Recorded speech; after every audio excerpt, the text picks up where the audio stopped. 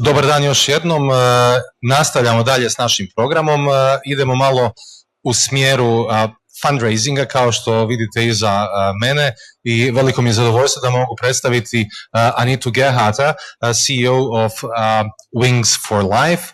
We'll hear a little bit about how to put fun in fundraising. I was told not to reveal too much, so Anita, please, the floor is yours.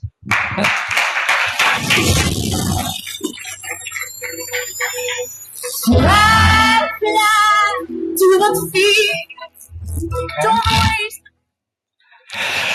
Hello everybody, thank you very much for having me. My first visit to Rijeka, and I absolutely love it here. So, before we talk about the fun in fundraising, I would like to tell you why we are fundraising and what for we are fundraising. And I would like to tell you why Wings for Life was founded. So please imagine the following situation. Your child is leaving the house in the morning, happy, healthy, cheerful, and full of energy because it's going to take part in a sports competition today. And the next time when you see your child, only a couple of hours later, it is in the hospital, in intensive care, all wired up and fighting for its life. And the doctors tell you that your child had suffered an accident, had injured his spinal cord, and should it survive, then it will remain paralyzed from his shoulders downwards. What would you do?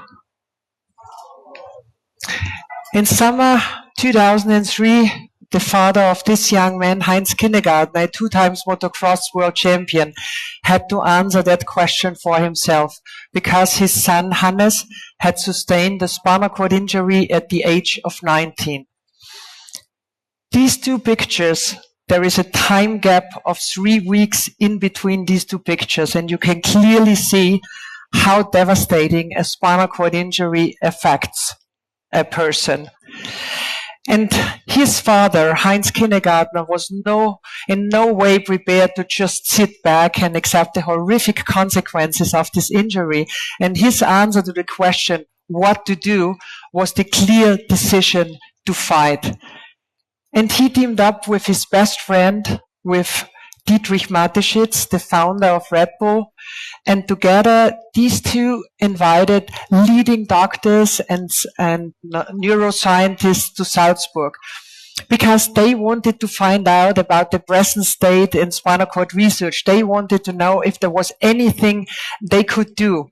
And all these experts said there is legitimate hope of finding a cure, but there is not enough money for these research projects, because the pharmaceutical industry that normally funds medical research, they are not interested because there are only 250,000 freshly injured patients every year around the globe. And this number of patients is insignificant for the pharmaceutical industry, and that's why there is no money invested into that sector. And this information was practically the hour of birth for the Wings for Life Foundation. And since 2004, we are financing high-class research projects all around the globe, and we support the neuroscientists in their search of finding a cure for spinal cord injury. And our supported scientists, they work in such renowned institutions like the Harvard Medical School, Cambridge, Yale, and many other high-class institutions around the world. So last year, we received 180 applications for funding from scientists around the globe. And with the help of world-leading experts, we pick the most promising projects and they receive a funding from Wings for Life. And over the years, we already managed to support 324 projects. 65 of them are ongoing at the very moment in the first, second, and third year of funding. Unfortunately, medical research is not a linear process. So the work that we are doing is more like laying a mosaic picture. And every single one of these projects present a little mosaic stone, and that needs to be fitted into this great picture and fill the white spots. So we are making great progress. We have seen a lot of progress in the last years, but we haven't reached our final goal yet. But here on this picture, you can see our most visible success so far. On this picture, you see a young man. He's from Switzerland, and he was about to become a sports teacher when in 2010 a training session on a trampoline went terribly wrong, and that accident left him paralyzed from his chest downwards. He then spent 8 years in a wheelchair before he got enrolled in a study that was financed by Wings for Life. And in that study, he got a little tiny electrode implanted directly onto his spinal cord. And with targeted electric stimulation and with extensive rehabilitation training, he now can trigger the muscles in his legs again. He and 7 other patients can stand up, carry their own body weight, and walk. Have a look.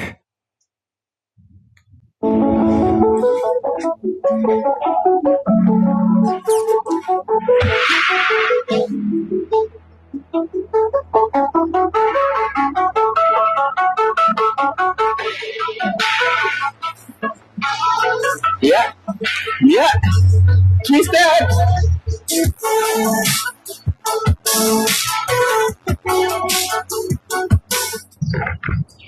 Stim on. Okay, start message sent to implant.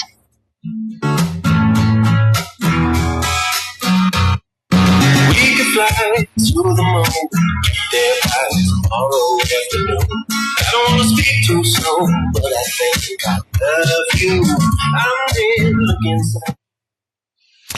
This is quite life-changing. Well, and everything we do, of course, costs a lot of money, and medical research is very expensive. So with the Red Bull company, luckily we got a very strong partner at our side. And apart from being our main sponsor, the company also covers all of our administrative costs. So we are in the very lucky position that we can guarantee our donors that 100% of their donation actually goes to work in a clinic or in a hospital. Nevertheless, throughout the years, we were always thinking, how can we create more awareness for this injury? How can we reach out to more people? And most importantly, how can we raise more donations for spinal cord research? And this is how the idea for the Wings for Life World Run came about. Now, I have to do a little sidestep now at this picture, because on this picture, you can see Lucrezia. I met her last year in Zara at the Wings for Life World Run, and by coincidence, I met her earlier in town because she's from Rijeka, and she wanted to come here. And this is heartbreaking. This is a new building, and there is no elevator, and she cannot come here. And this is one of the reasons why we really need to find a cure for spinal cord injury, because these people, they are excluded from everyday life, and it should not happen in a new building. Anyway, come back to the Wings for Life World Run.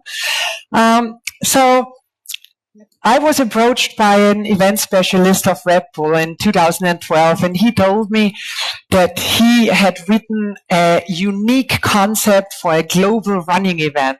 And he presented it to me, and he said, you know, I picture people start all over the world at the very same minute throughout all the different time zones. And there is no set distance because the runners start off, they get a head start of 30 minutes, and then the moving finish line starts to chase them from behind. And once they're overtaken, they have finished their run. And the beauty of the concept, the slow, the not so fit ones, they are the first ones to be overtaken. And then they can lean back and relax and watch the people who run 10, 20, 30, 40 and more kilometers. And they're all in the same race.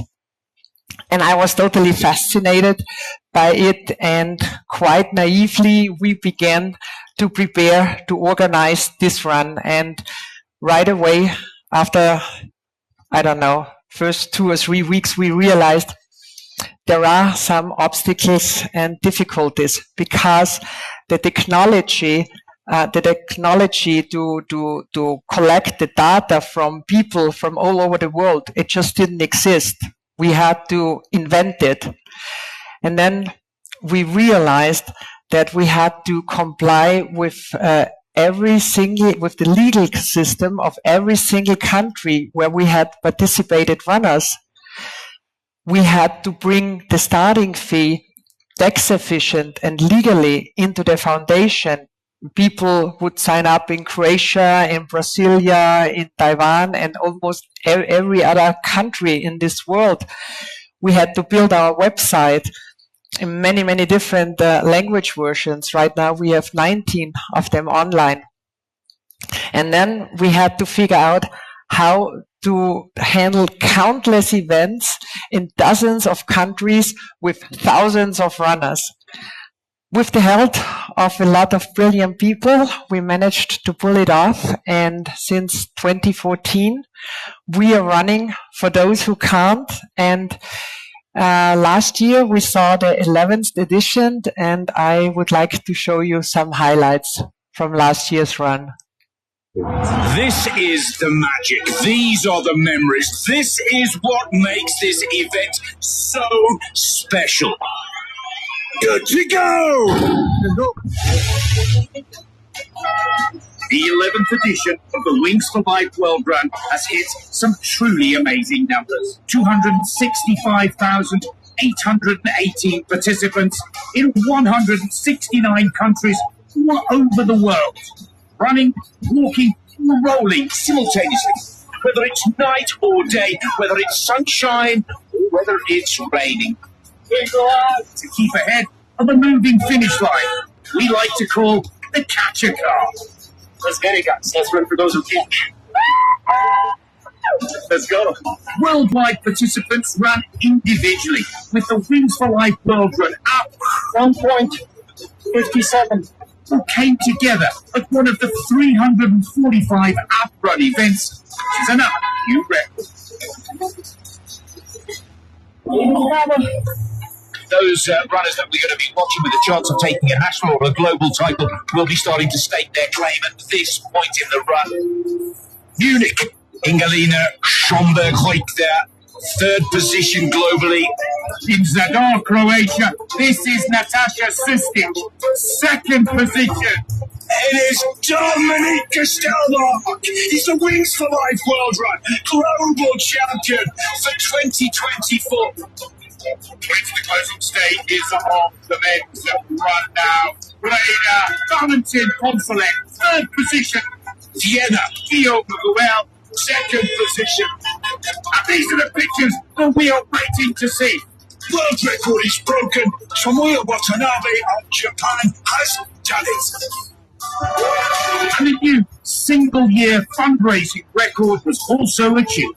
265,818 world runners managed to raise together 8 million euros for spinal cord research.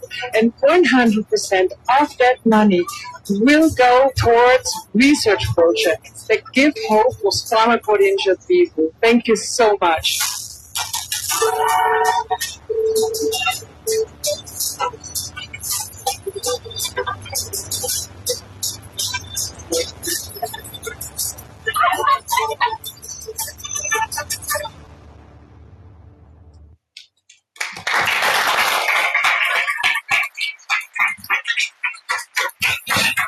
So we are already the world's biggest running event, but of course we strive for more.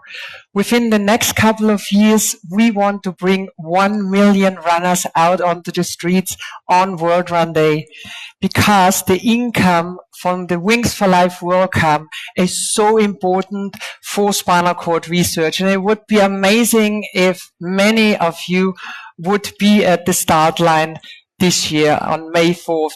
And as you've seen in the video, it just doesn't matter if you walk, if you run, or if you roll. It just doesn't matter. You will find and you will meet a lot of fun people with great spirit. You will experience good vibes wherever you look. You will be able to witness team spirit at its best.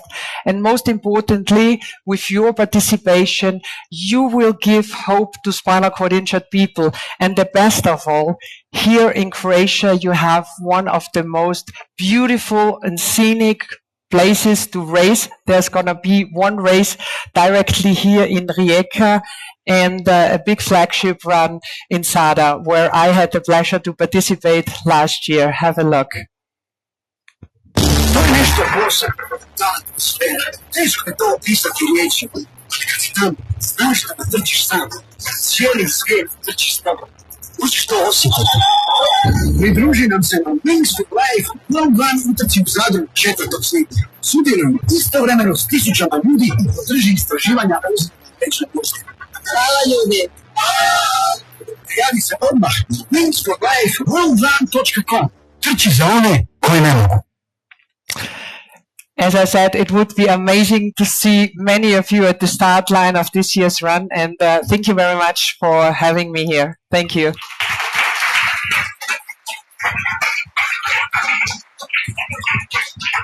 Thank you, Anita, for inspiring, interesting, of course, story.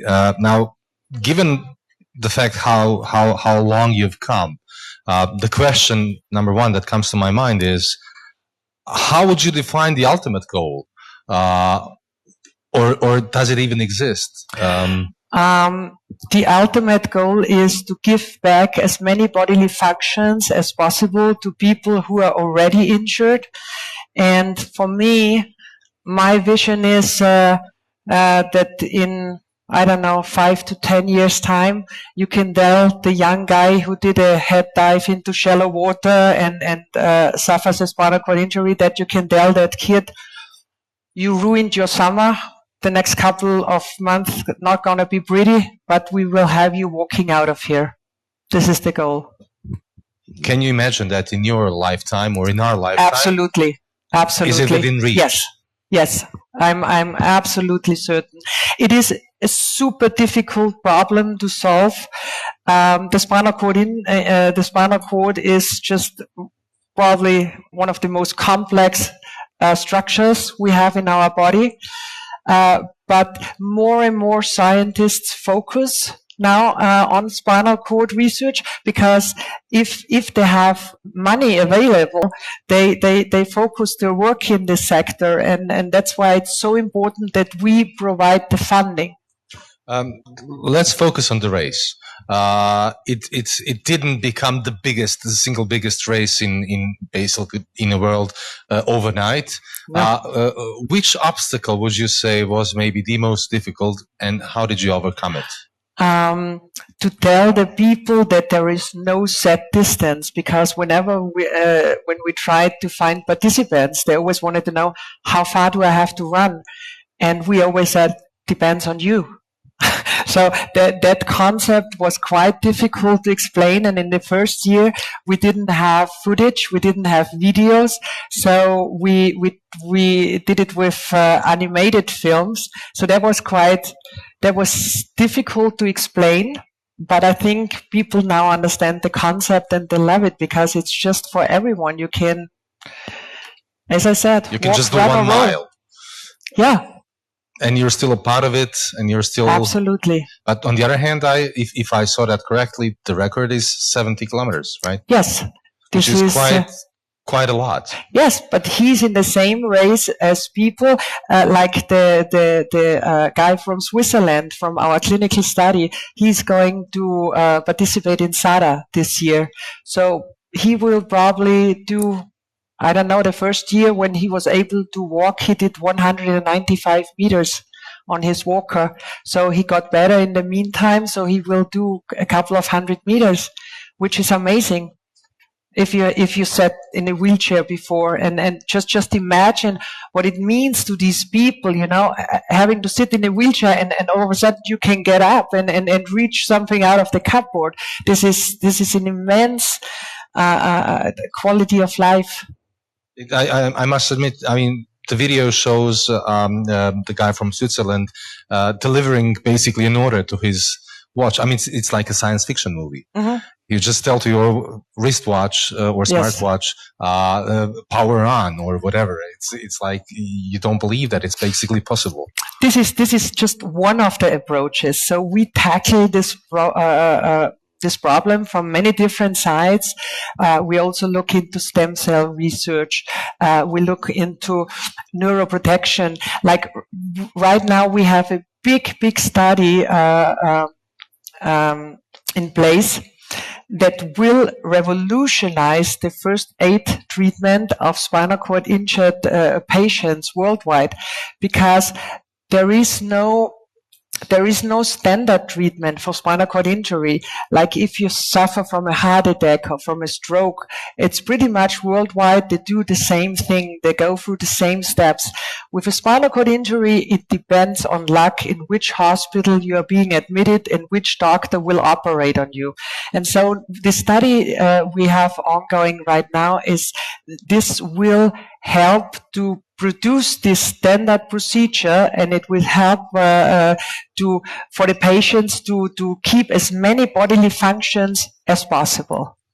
Now, the focus on, well, most of the things that we've been watching is, of course, the run, and it is one of the most important sports events in the world and the biggest sports event. But the other side of the story, or the other part, as much as important as sport, is science. Yes.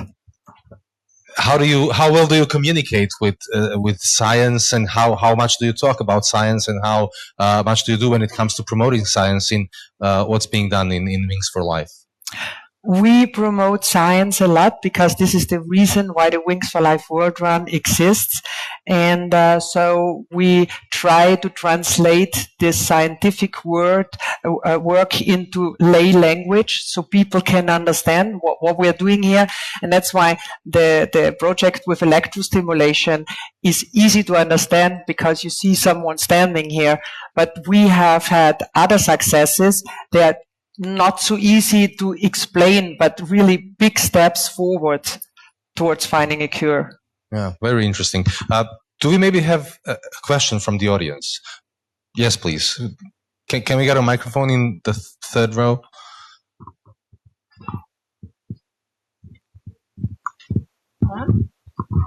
So, congratulations for the amazing concept and the great cause.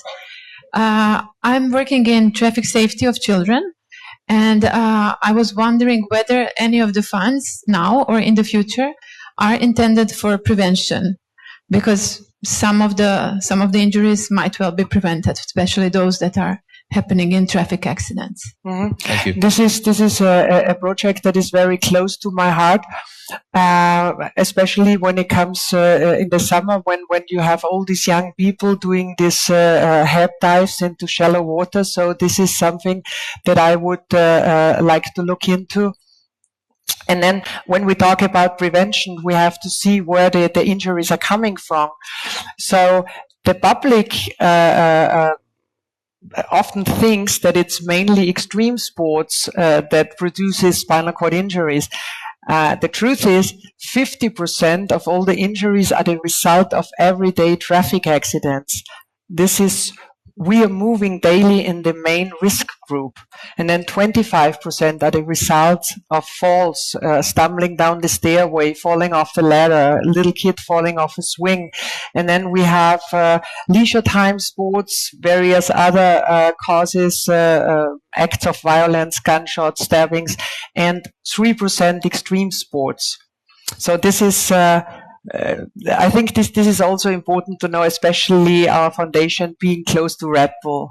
Yeah, well, Red Bull is very often connected with extreme sports. It leads when it comes to perception. So maybe that's one of the reasons why people may have this misconcept in their minds. Do we maybe have additional questions from the audience?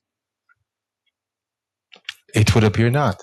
Well, we have one more minute, which is a perfect opportunity to maybe have some final thoughts.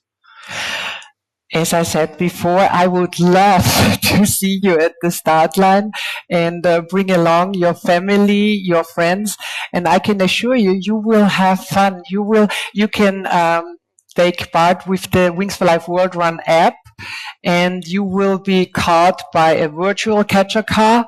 And I can guarantee it's good fun, and just give your personal best or whatever you feel like doing, and every single person helps, and yeah, it would be great to have you on the team. And due to the very neatly picked date, we can say, may the 4th be with you. Yes, that's a good one. Thank you so much.